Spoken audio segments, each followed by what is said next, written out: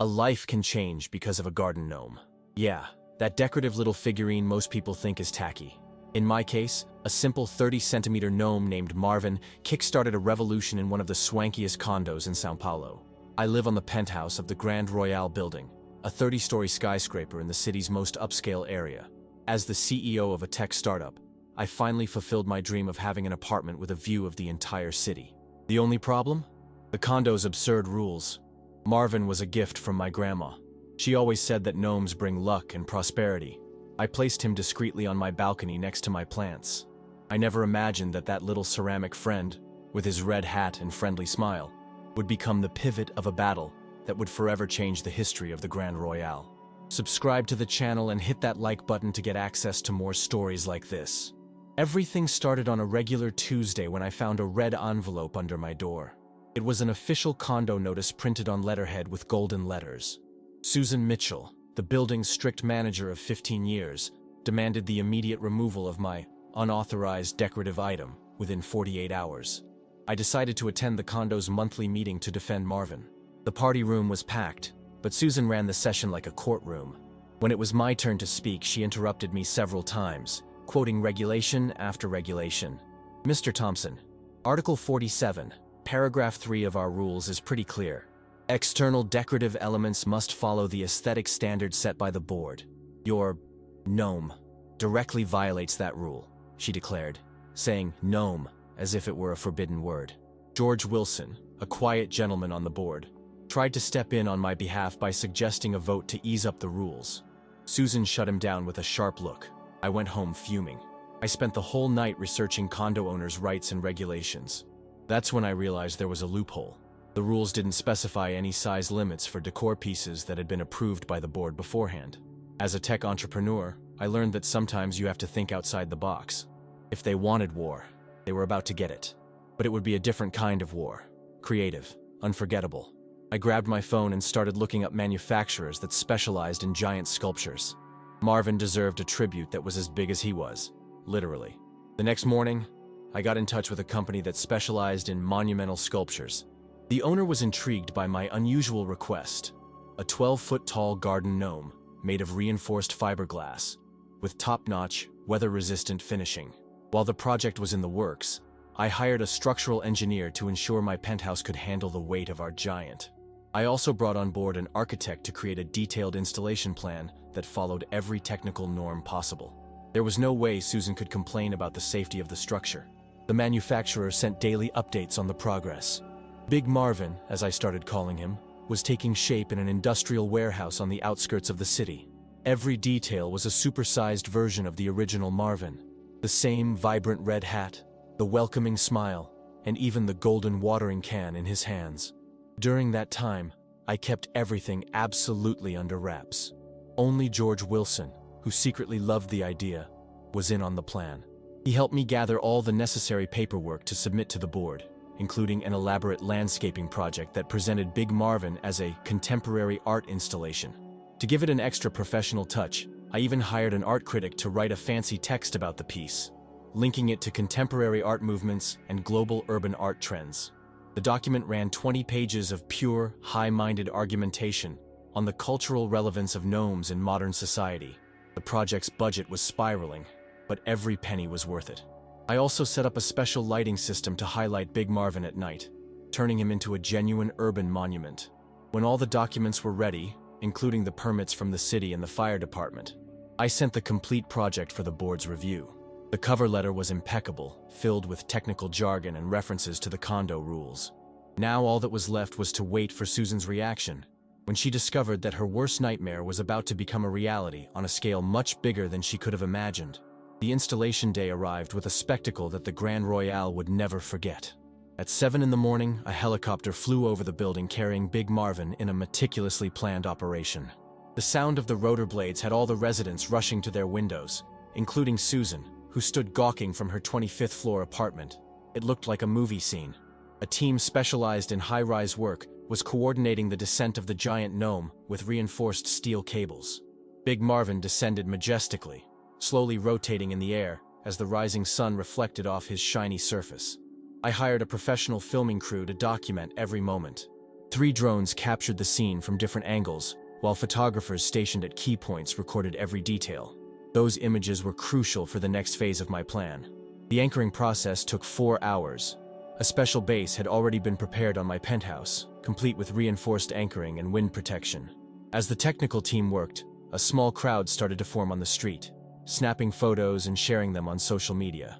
Susan tried to stop the installation 3 times, claiming irregularities. But every time, I simply flashed a different permit, each one duly stamped and signed. The look of despair on her face grew with every document I presented. For the inauguration party that evening, I booked a top-notch catering service and invited digital influencers specializing in architecture and design. The decor followed an enchanted garden theme, with thousands of tiny lights scattered across the penthouse. The invitations were distributed strategically. Besides the building residents, I invited journalists, art critics, and of course every board member. George Wilson helped me compile a list that included the most influential people in the neighborhood. When the sun began to set, Big Marvin's lighting system kicked in. Spotlights from various angles created a play of light and shadow that brought the giant gnome to life. His imposing silhouette against the night sky could be seen for miles. The transformation was complete. My little original Marvin was placed on a special pedestal beside his giant version, like an exhibit of contemporary art. A detailed plaque explained the artistic concept behind the installation, using fancy terms that nobody really understood, but everyone pretended to appreciate. The first guests started to arrive at 7 p.m. Digital influencers were streaming live on their social channels, sharing every detail of the party and the work of art. The buzz on social media was already going viral. The inauguration ceremony was about to start, and you could feel the tension in the air.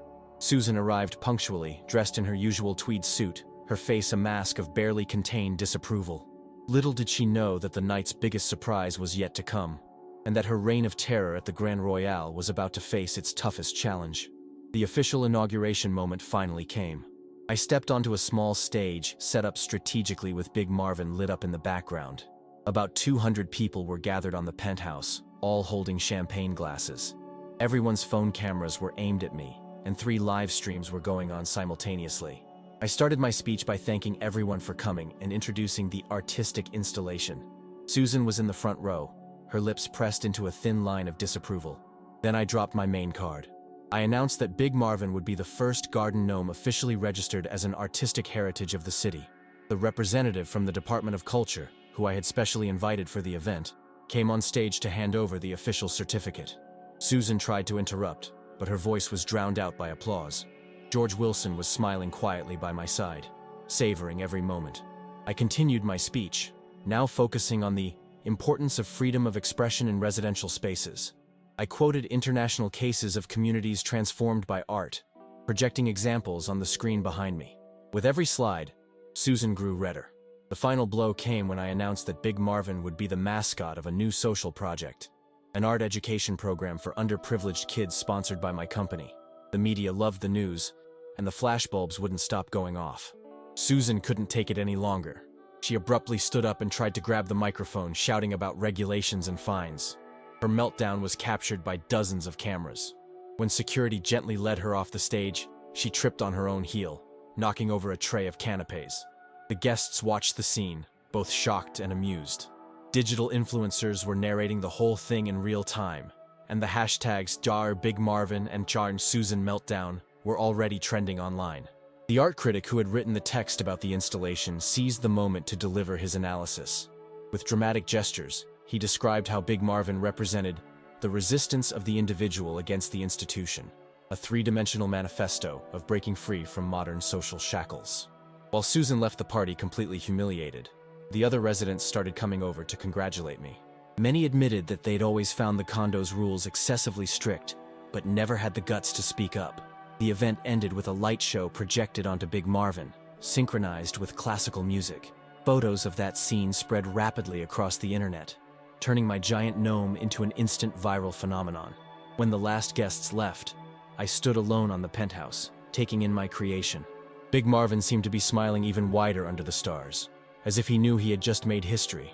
Beside him, the little original Marvin sat on his pedestal, a silent witness to how a small act of rebellion can spark a revolution. The next morning, my phone was blowing up with notifications. The story of Big Marvin had spread like wildfire. The city's main news outlets were headlining the giant gnome that defied the system. Architecture and decor magazines were clamoring for special features, and morning TV shows were begging for interviews. Social media was on fire. Videos of the inauguration racked up millions of views, especially the moment Susan had her public breakdown. Memes of her shocked face multiplied, and people across the country began sharing their own stories of clashes with authoritarian managers. The local real estate market even felt the impact. Realtors reported that prospective buyers for apartments in the neighborhood specifically asked about the building with the giant gnome. Some were even offering above-market prices for units in the Grand Royale, lured by the sudden fame of the building. I started getting invites to speak on panels about disruptive innovation in conservative environments and art as a tool for social transformation. Universities wanted me to join debates on real estate law and artistic expression in private spaces. The little Marvin became a social media sensation on his own, quickly amassing followers on Instagram. Big Marvin turned into an unofficial city landmark, with people lining up on the street just to snap a photo. App drivers even started including the location in their alternative tour routes. The story gained even more traction when a well-known business magazine published an article analyzing how my creative approach to resolving conflicts reflected a new trend in modern entrepreneurship. The piece highlighted how I turned a condo dispute into an opportunity for viral marketing. The social project I announced at the inauguration took off faster than expected. Companies started reaching out wanting partnerships, and renowned artists offered to teach classes in the program. The city even showed interest in expanding the initiative to other neighborhoods. Art critics kept debating the meaning of Big Marvin. Some saw him as a landmark of postmodern urbanism, while others dismissed him as the ultimate example of provocative contemporary art. A sociology professor from the local university even wrote an entire scholarly article on the gnomic phenomenon as a catalyst for social change. Susan tried to defend herself in an official note, claiming she was just doing her job as the rule guardian of the condo, but her statement only spawned more memes and jokes online. Soon there were even t-shirts with phrases like Team Big Marvin and Free the Gnome. The most surprising impact was on the luxury real estate market as a whole. Other condo boards started rethinking their strict rules, fearing they'd be seen as outdated or authoritarian. Condo management consultants began touting normative flexibility and humanized management in their services. As I watched all this unfold from my high-up office, I realized I had started something much bigger than just a little provocation. Big Marvin had become a symbol of creative resistance against bureaucratic authoritarianism, and his giant shadow stretched far beyond the limits of the Grand Royale. Susan didn't take her defeat lightly. A week after the inauguration, I received a 47-page legal summons detailing alleged violations of our internal rules, municipal building codes, and even federal laws. She had hired one of the most expensive law firms in the city to try and take down Big Marvin. But I was ready. My paperwork was flawless. Every permit had been obtained following all the necessary protocols. My lawyers responded with an even longer document demonstrating the installation's legality and including expert technical opinions on real estate and urban planning law. The lawsuit ended up drawing even more attention to the case. Law journals started publishing analyses of the showdown, turning Big Marvin into a case study on the limits of condo boards' power over private property. An extraordinary assembly was called to address the situation. The party room was packed like never before, with residents who normally wouldn't attend meetings making a point to be there. The atmosphere was tense, with people split into pro- and anti-giant gnome groups. Susan presented a series of charts showing a supposed devaluation of property due to the unauthorized visual interference. But George Wilson stood up and presented real estate market data showing quite the opposite. Interest in the building had surged, and 3 apartments had sold above market value in the past week.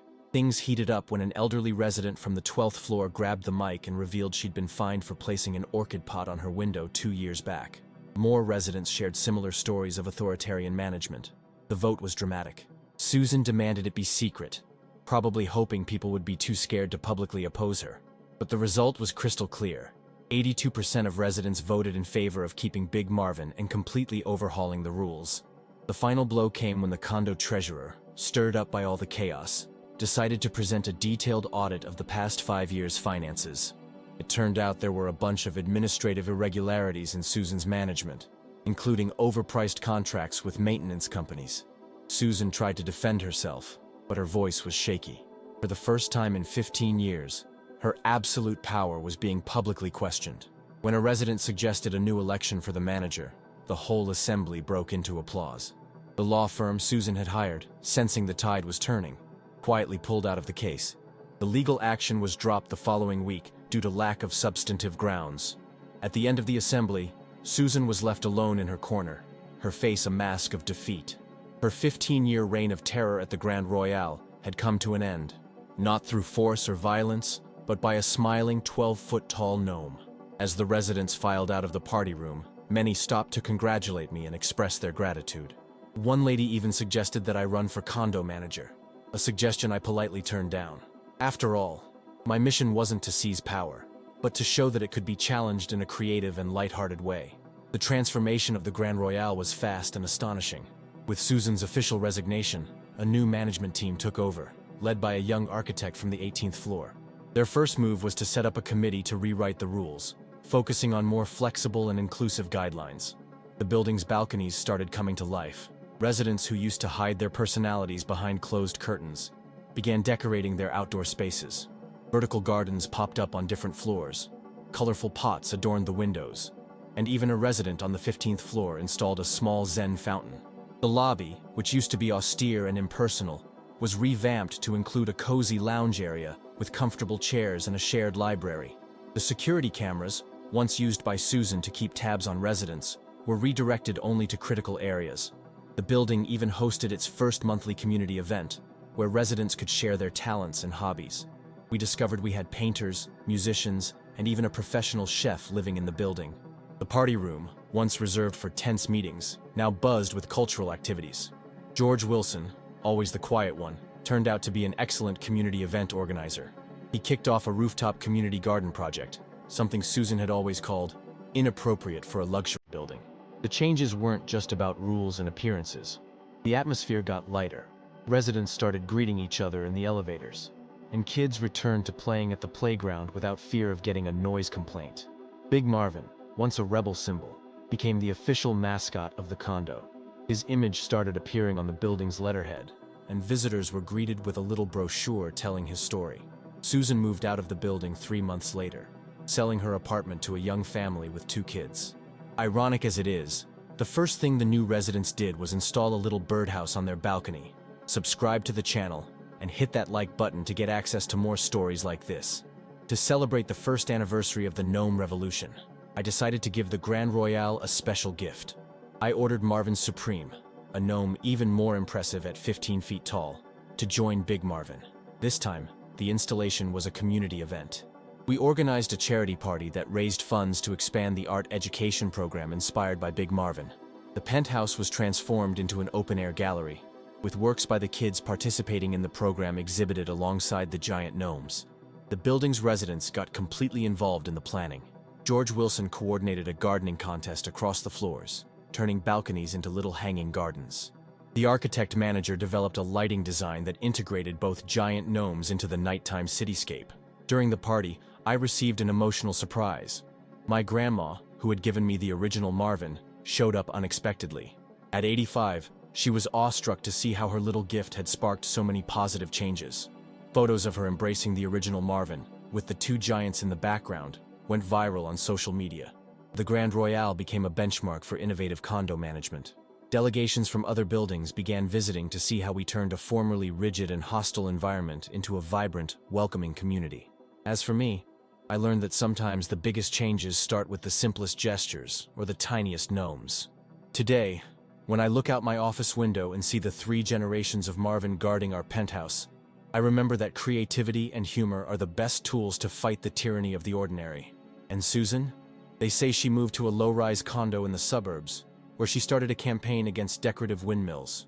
But that's another story. Subscribe to the channel and hit that like button to get access to more stories like this.